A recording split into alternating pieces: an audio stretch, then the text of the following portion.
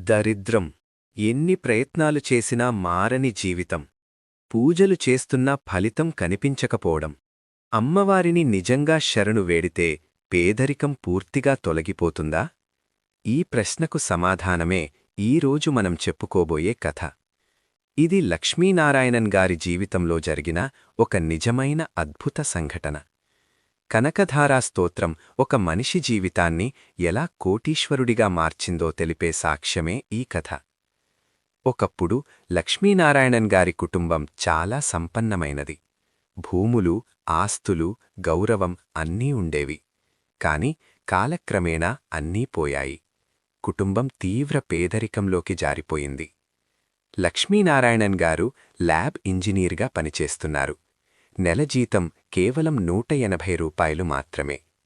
ఆ డబ్బుతో 17 మంది ఉన్న పెద్ద కుటుంబాన్ని పోషించాల్సిన పరిస్థితి. రోజూ జీవితం ఎలా గడుస్తుందో కూడా అర్థం కాని స్థితి. అలాంటి కష్టాల్లో కూడా ఆయన తండ్రి రోజూ శివపూజ మానలేదు. దీపం వెలిగించేవారు, అభిషేకం చేసేవారు, శివనామం జపించేవారు. కాని లక్ష్మీనారాయణన్ గారి మనసులో మాత్రం విసుగు. ఈ పూజల వల్ల ఏమీ లాభం?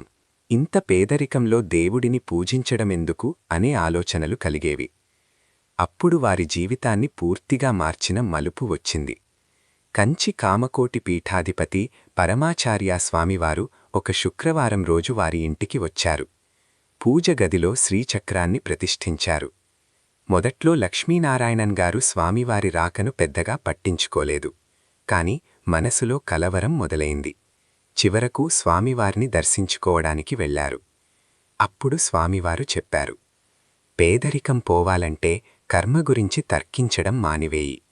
అమ్మవారి పాదాలను పట్టుకో. శుక్రవారం నుంచి కనకధారా స్తోత్రం భక్తితో పఠించు. సందేహం వద్దు, లాజిక్ వద్దు, సంపూర్ణ శరణాగతి చాలు. ఆ రోజు నుంచే లక్ష్మీనారాయణన్ గారు ప్రతి శుక్రవారం నియమంగా భక్తితో కనకధారా స్తోత్రం పఠించడం మొదలుపెట్టారు. అప్పుడే అద్భుతం జరిగింది. అనూహ్యంగా ఆయన జీతం పెరిగింది. 180 రూపాయల జీతానికి 700 రూపాయల పెంపు వచ్చింది. అక్కడితో ఆగలేదు. వ్యాపార అవకాశాలు వచ్చాయి. ఆదాయం పెరిగింది. సంపద ఒక్కొక్కటిగా ఆయన ఇంటి తలుపు తట్టింది. కాలక్రమేణా లక్ష్మీనారాయణన్ గారు కోటీశ్వరుడయ్యారు. ఒకప్పుడు అన్నం కోసం బాధపడిన ఇంటి నుంచి లక్ష్మీ నిలయంగా మారింది. అప్పటినుంచి ఆయనను అందరూ కనకధారా లక్ష్మీనారాయణన్ అని పిలవడం మొదలుపెట్టారు. ఈ కథ మనకు చెప్పే ఒక్క సందేశం ఇదే: నమ్మకముంటే చాలు, భక్తితో అమ్మవారిని శరణు వేడితే చాలు. ఆర్థిక ఇబ్బందులతో బాధపడేవారు, అప్పులలో ఉన్నవారు, ఉద్యోగం లేదా వ్యాపార సమస్యలతో కుంగిపోయినవారు ఒక శుక్రవారం నుంచి భక్తితో కనకధారా స్తోత్రం పఠించడం మొదలుపెట్టండి. అమ్మవారి కటాక్షం తప్పకుండా కలుగుతుంది. మీ జీవితంలో కూడా ధనవర్షం కురుస్తుంది. ఈ వీడియో మీ మనస్సును తాకితే లైక్ చేయండి, షేర్ చేయండి, ఛానల్ను సబ్స్క్రైబ్ చేయండి.